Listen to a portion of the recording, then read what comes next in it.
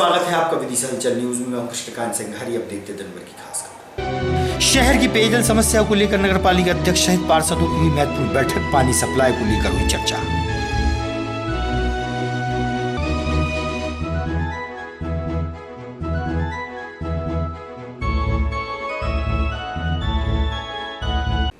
शहर सहित ग्रामीण अंचलों में बाढ़ पीड़ित लोगों की मदद हेतु पहुंचा प्रशासन।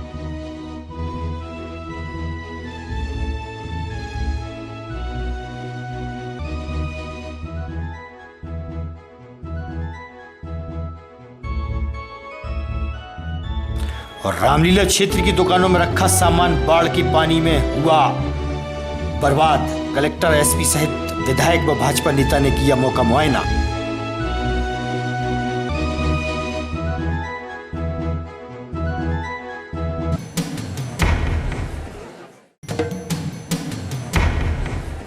अब खबर विस्तार से। नगरपालिका के सभागार में नगरपालिका अध्यक्ष प्रीति राकेश शर्मा द्वारा पार्षदगणों की उपस्थिति में महत्वपूर्ण बैठक रखी गई।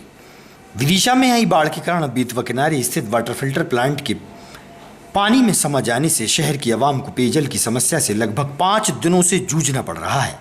पेयजल समस्या दूर हो, इस बात पर गहरा मंथन किया गया ताकि शीघ्र वाटर फिल्टर प्लांट शुरू हो सके और शहर की आवाम को पानी मिल सके।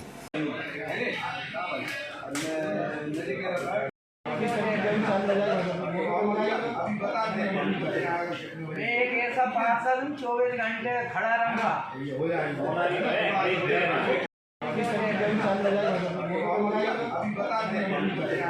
मैं एक ऐसा पार्षद 24 घंटे खड़ा रहूंगा।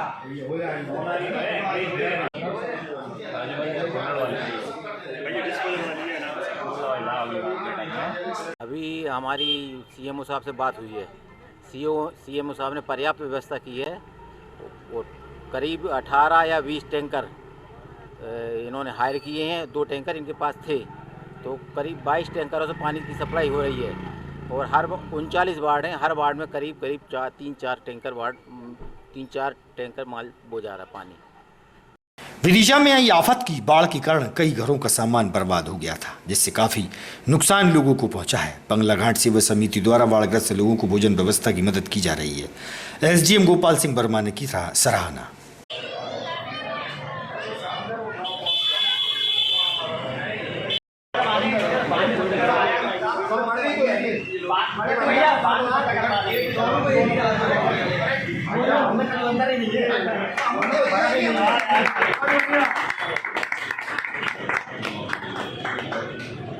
ऐसी कोई भावना नहीं है ना।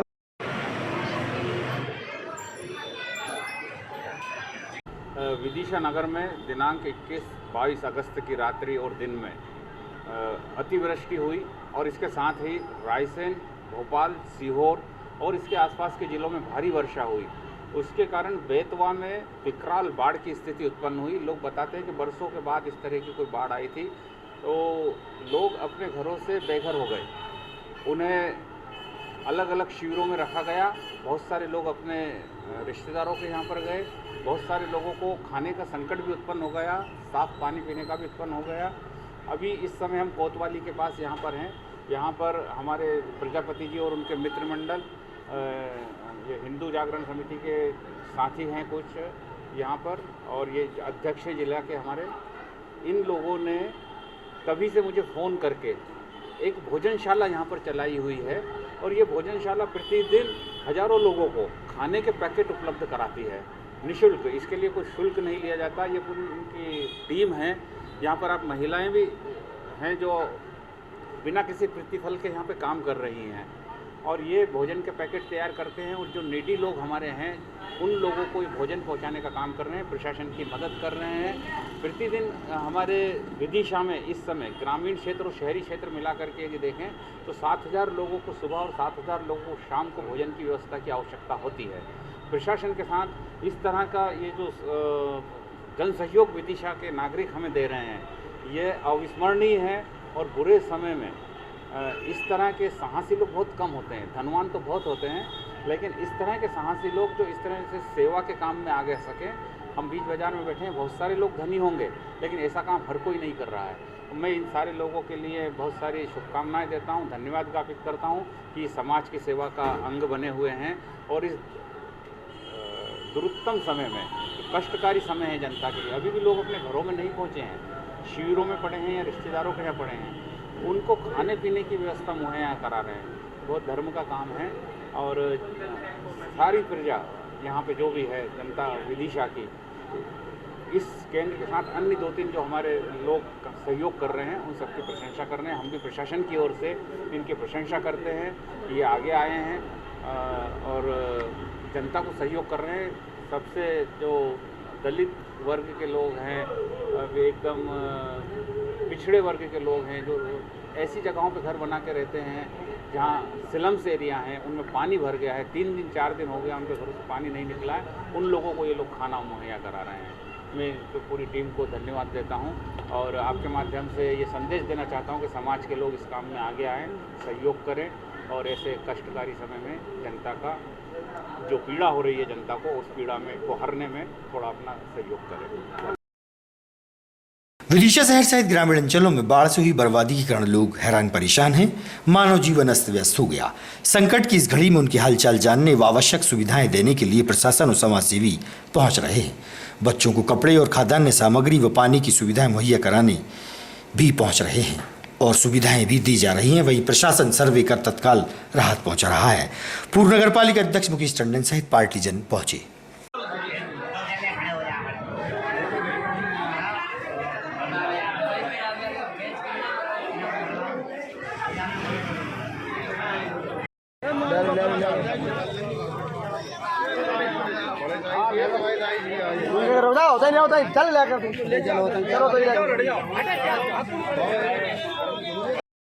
कहाँ रहते हो आप? नहीं, जानकी नगर। आज आपके बीच में कौन आया है? क्या क्या कर रहे हैं यहाँ पर आके? कपड़ा बांट रहे हैं। अच्छा, कैसा लग रहा है आपको? बढ़िया लग रही है। क्या दिया कपड़े में? ये टी-शर्ट दी है। हमारी 5 लोगों की टीम है जिसमें स्टाफ नर्स है, वार्ड बॉय है, एम्बुलेंस चालक है, एम्बुलेंस अधिकारी हैं और हम जिला चिकित्सालय विदिशा से आए हैं। ये अपना जो सरकारी आवास बने हुए हैं बैदवा के पास में, जहाँ पर पानी अभी विगत 2-3 दिन से भरा हुआ था, तो उसी के लिए मेडिकल कैंप का व्यवस्था यहाँ पर की गई है। तो यहाँ के लोगों को जो भी समस्याएं हैं उसका निराकरण हो सके। मतलब 27 अगस्त शनिवार को न्याय के देवता भगवान शनिदेव की शनिश्चरी अमावस्या मनाई जाएगी। वहीं शनि मंदिर में बाढ़ के पानी के कारण साफ सफाई की व्यवस्थाएं भंग है, चारों ओर कीचड़ जमा है। मंदिर के पुजारी ने बताया कि साफ सफाई की जा रही है।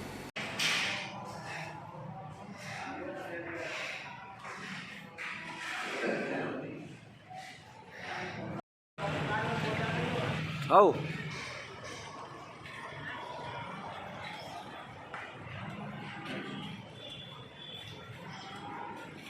मंदिर के पुजारी राजेलाल महाराज। राजेलाल जी, ये जो शनि महाराज मंदिर है बैतवा के तट पर बना हुआ है और यहाँ पर बाढ़ आई हुई थी, तो यहाँ पर जो किस तरीके से आप कल शनि महाराज जयंती है, किस तरीके से आपकी तैयारी कर रहे हैं यहाँ पर? अभी साफ सफाई हो रही बाढ़ के कारण, हमने व्यवस्था बना नहीं पाई और जनता की कल बहुत भीड़ होगी मेला। कल क्या है? शनि की अमावस्या, बहुत धूमधाम। तो यहाँ पर और क्या बहुत व्यवस्था बनाते हम। नहीं, अभी आज ऐसी स्थिति में जब पानी किससे घिरा हुआ था उस समय आप क्या व्यवस्था कर रहे हैं आप यहाँ पर? जहाँ पे दर्शनों की रखेंगे, बस पूजन पाठ चलाएंगे, दर्शन कराएंगे, ये व्यवस्था रहेगी। बाकी और सब काम नहीं हो पाएगा आपको। राष्ट्रीय पर्व 15 अगस्त पर हर घर तिरंगा अभियान चलाया गया था, लेकिन 15 अगस्त के बाद भी कुछ घरों पर तिरंगा नजर आ रहे थे। एनजीओ प्रकोष्ठ के जिलाध्यक्ष नारायण सिंह कुशवाहा तिरंगा उतार कर सहीज रहे हैं।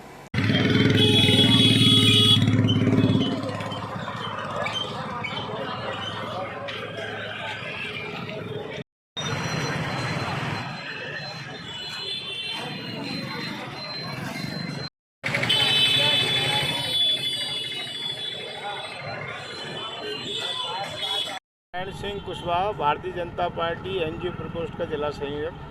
आज किस तरीके का कार्य किया जा रहा है? भारतीय जनता पार्टी के एनजीओ प्रकोष्ठ को लेकर समस्त पूरे मध्य प्रदेश में और पूरे देश में जो 13 तारीख से 15 तारीख तक तिरंगा अमृत महोत्सव के अवसर तिरंगा फहराने के जो कार्यक्रम आयोजित किया गया था, लेकिन 15 तारीख के बाद झंडा उतारने का कार्यक्रम था, लेकिन हमारे लोगों में इस बात की जानकारी पूर्णतः नहीं पहुंचाई है।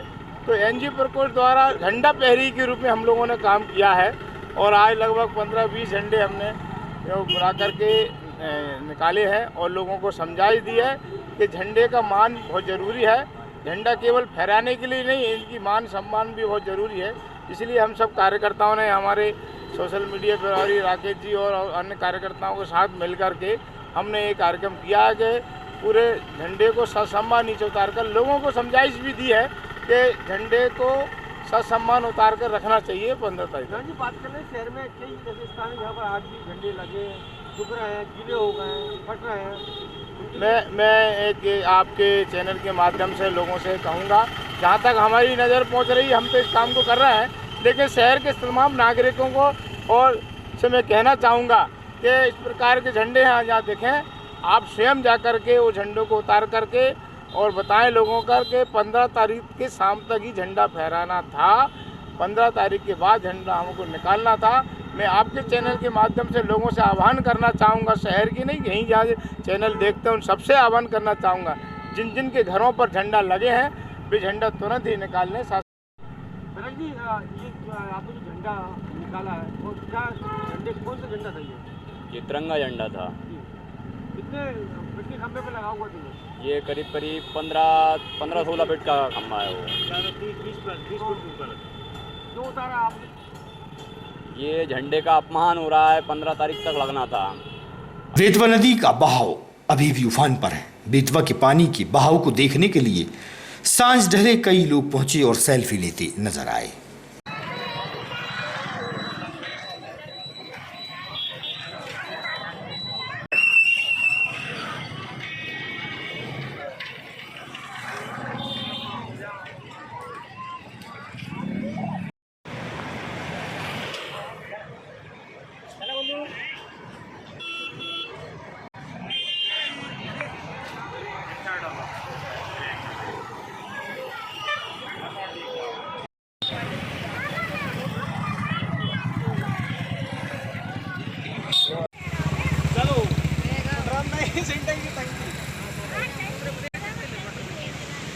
मैं लपटन दो मैं अभी 2-3 दिन बाद नदी उतरी है और हम यहाँ पर सेल्फी ले रहे हैं। कहीं ना कहीं अच्छा यादगार पल है और हम यहाँ आए और कहीं ना कहीं अच्छा लग रहा है। 2 दिन बाद 3 दिन बाद रास्ता खुला है, लोगों की आवक जावक हो रही है। क्या सेल्फी ले रहे हैं ताकि यादगार बनी रहे और अच्छे नज़ारे आए शाम को। दास खजूरी के गांव में किसान ने बताया कि उसके खेत में पानी भर जाता है। पड़ोसी किसान उसके पानी को बाहर नहीं निकलने दे रहे, जिससे वह परेशान है। उसने आत्महत्या करने की बात भी कही। 4 साल से आवेदन दे रहा हूँ सरकार प्रशासन को, लेकिन एसडीएम, तहसीलदार, कलेक्टर सबको दे चुका हूँ। किसान मेरे खेत का पानी नहीं निकल रहा, खेत में पानी भरा रहता है। मेरी 4 साल से धान की फसल नष्ट हो रही है और मैं कर्ज में डूब चुका हूँ। यदि मेरे खेत की पानी निकासी नहीं की जाए तो मैं परिवार से गोली खा के आत्महत्या कर लूँगा। 4 साल से हो रहा है। 4 साल से परेशान हो रहा है। दूसरे लोग नहीं निकलने? हाँ, दूसरे लोग नहीं निकलने दे रहे। पड़ोसी क्या कहते हैं? कुछ नहीं साहब, मैं आता हूँ पानी निकालने के लिए तो बंदूक लेकर मारने के लिए आ जाता है। इसलिए आपने मरने का ही फैसला किया? मरने का फैसला कर लिया और क्या कराऊँ, कर्ज में डूब चुका हूँ। मेरे पास कर्ज भी 8-10 लाख रुपए हो चुका है। हर साल फसल अभी इसी वक्त फसल मर चुकी है और सरकार कोई प्रशासन सुन नहीं रही। भाजपा के वरिष्ठ मुकेश टंडन के निवास पर पार्षदों की बैठक रखी गई, जहां बाढ़ पीड़ितों की सहायतार्थ हर संभव मदद करने की बात हुई और वार्ड के लोगों की समस्याओं का समाधान करने पर भी चर्चा हुई। नुकसान की जितनी हो सके प्रशासन से भरपाई करने की कोशिश करें, यही सर्वप्रथम काम है। धन्यवाद। इसी क्रम में मैं वेतवती मंडल के अध्यक्ष पंकज जी भैया से निवेदन करता हूँ, वही यहाँ पे देखना चाहिए और अपनी तरफ भी देखना चाहिए, तो पार्टी की तरफ भी देखना चाहिए। तो इसमें उस हिसाब से अपन पूरी तैयारी कर लें। इतना ही मेरा कहना था। अब मेरे तीनों मंडलों से ये निवेदन है कि अपने अपने किस किस वार्ड में ये संग्रह करने के हिसाब से उसमें सारी चीज़ों का हमको संग्रह करना है। ओढ़ने बिछाने वाले चद्दर हैं, बेड हैं, ये हैं, वो जो भी है भैया दे। रामलीला क्षेत्र की दुकानों में बाढ़ का पानी भर जाने से लगभग सभी दुकानदारों को भारी नुकसान पहुंचा है। दुकानों में रखा सामान में पानी भर जाने के कारण खराब हो गया है। क्षेत्र का मौका मुआयना करने के लिए कलेक्टर उमाशंकर भार्गव, एसपी मोनिका शुक्ला, विधायक शशांक भार्गवपुर नगर पालिका अध्यक्ष मुकेश टंडन पहुंचे, जहां उन्होंने कहा कि सर्वे कर सभी को प्रशासनिक मदद मिलेगी, सरकार आपके साथ है, पटवारी द्वारा सर्वे होगा और उन्होंने हर संभव मदद की बात भी कही।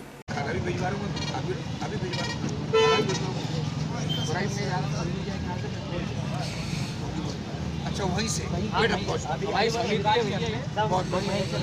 बहुत अच्छा बेटा। देखो ऐसे समय तो सबको मदद करनी पड़ेगी, सबको। अपन ये सोचो कि ऊपर वाले ने अपने को कितना दिया, अब अपन साक्ष्य में तो अपन लौटा पाएंगे। ठीक है मैडम, चाहे धन से चाहे। क्या नाम है आपका? अमर चंद। दुकान का क्या नाम? राशि किराना राम। क्या मामला है? ये बाढ़ में सामान खराब हो गया। कितना नुकसान हो गया? कैसे लाख 2 लाख का पूरा सामान किराना तक पूरा खराब हो गया। पूरी दालें बोरियाँ खराब हो गई, आटा खराब, चावल खराब, सब खराब, किराना खराब हो गया, पूरा इस बार का सामान पूरा खराब हो गया।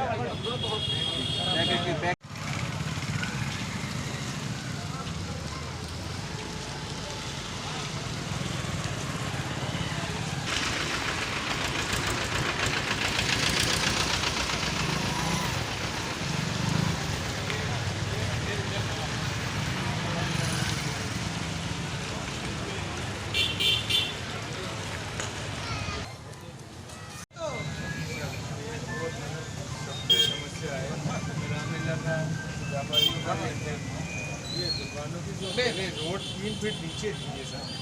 अब स्थिति हो गई, रोड ये लेवल हो गया, सबको बढ़ानी पड़ी, मैंने भी बढ़ाई। आपकी छत ऊपर? हाँ, जैसे अगर छत ऊपर होने का प्रक्रिया अगर आप लोग ब्लॉक वाइज कर दें, देखो छत के ऊपर भी चाहिए हमको, जो बोल रहे अभी किया 50,000 1 लाख किया है, बोलने का छत अपन एक बात जी, आप ये कहें कि आप बना लो, किराया पड़ता रहेगा सर। अपन इस जगह करेंगे, मेरे आपके दिमाग में रखें 1000% दिमाग में। माननीय मुख्यमंत्री जी कल यहाँ पर आए थे, अधिकारियों से बैठे। जीवन बचे ये प्राथमिकता सरकार की थी। अब सामान्य धीरे धीरे हालात हो रहे हैं। हम यहाँ पर खड़े हुए हैं, आप देख रहे हैं दवाई का मंजर, सारी दुकानों का जो है सामान नष्ट हो गया है। हमारी फर्टिलाइजर की दुकानें हैं, किराने की दुकान है, हार्डवेयर की दुकान है, हमारे यहाँ जो है किराने की अपनी जो चक्की है, यहाँ पर गेहूँ दुकान है, इलेक्ट्रॉनिक फर्टिलाइजर की दुकान है, ग्रामीण जनजीवन से जुड़ा हुआ ये यहाँ पर मार्केट है, या किसानों संबंधित यहाँ पर तबाही हो गई, बर्बाद हो गए व्यापारी। किसी को कल्पना नहीं थी कि पूरी ज़िंदगी की जो पूंजी है वो एक चंद घंटों में नष्ट हो जाएगी। सब आशा भरी निगाहों से सरकार की ओर देख रहे हैं। सरकार का भी प्रयास है कि इनकी अधिक से अधिक मदद हो जाए। डीएम साहब ने निर्देशित किया है, तहसीलदार सुबह से ही लगातार राउंड पर है, व्यापारियों से भी अनुरोध किया है कि जो नुकसान हो गया है तो ठीक है बाकी रुका लें, क्योंकि महामारी भी फैल सकती है। यहाँ पर जो कीटनाशक की दुकानें हैं, फर्टिलाइजर की दुकानें हैं, हमारे यहाँ किराने की दुकानें, इसमें तरह तरह की गैस निकलती है, इससे स्वास्थ्य भी प्रभावित हो सकता है। इसकी पहली प्राथमिकता है कि स्वास्थ्य और सफाई जो है सरकार की पहली प्राथमिकता है, ये हो जाए। उसके बाद आकलन के हिसाब से जो नुकसान है सरकार करेगी। रामलीला का पूरा क्षेत्र और दुकान अपना बेस दरवाज़ा, तमाम जगह पानी 4 दिन तक भरा रहा है, भारी नुकसान हुआ है। कल माननीय मुख्यमंत्री जी आए थे, हम भी मीटिंग में गए थे। हमने उनसे निवेदन किया कि क्षेत्र में दुकानदारों के लिए सरकार को जगह के लिए कोई प्रॉब्लम नहीं। तो उन्होंने आश्वासन दिया है कल मीटिंग में कि हम कुछ न कुछ इसकी व्यवस्था करेंगे और दुकानदारों को भी हर संभव प्रयास करेंगे कि मदद पूरी हो सके। आप लेकिन जानते हो कि जो नुकसान हुआ है, लोगों को 50-50 लाख रुपए का नुकसान हुआ है, उतना तो सरकार नहीं कर सकती, लेकिन जितनी ज़्यादा मदद हो सकेगी वो कराने का प्रयास करेंगे। अभी 13 तारीख से विधानसभा है, इस मामले को मैं बहुत जोर से उठाऊँगा विधानसभा में, जिससे कि सरकार इस पर निर्णय ले कि छोटे व्यापारियों को पूरी तरह से लाभ पहुँचे। की समस्या है, किस प्रकार की समस्या? जो रामलीला में दुकान है ना, ये तो पूरा सामान खराब हो गया, लाखों का नुकसान हुआ है। मैं भी देख रहा हूँ, किराने का, सबका, चावल, चाय, नमक, किसी के मोटर है, किसी के सब डूब के बर्बाद हो गई। निश्चित रूप से बहुत नुकसान। इनकी ऐसा इनके लिए क्या हम सबका सर्वे करेंगे, जो नियम है वो हम देंगे, बाकी हम अलग से भी सरकार के प्रस्ताव देंगे। सारी काम चल रहा है, हमारी सर्वे टीम बन गई है और आज से ही सर्वे करेंगे। लगातार हम इसके राहत जमीन लगाते जाएंगे। कलेक्टर साहब ने भी ये बोला है कि इसको तत्काल कराइए। तो हम लोग ने राहत टीम बना चुकी है और इसको राहत टीम को आज से हमने मैदान में उतार दिया है और सारी टीम हमारी आज से नाम होगी। आज राहत शिविरों में लगभग कितने लोग हैं? कम से कम 40 लोग हैं। ये मार्ग जो अवरोध थे क्लियर हो चुका है? मार्ग थोड़े और थे, अभी भी कहीं हैं, चल रहे हैं, देख रहे हैं हम लोग सब जगह। मार्ग वाली मीटिंग अभी साहब ने बुलाई है 11 बजे, उनको तत्काल भेजेंगे। सभी डिपार्ट को लगा देंगे। ताजा तरीन खबरों से रहिएगा आप अपडेट देखते रहिएगा विदिशा अंचल।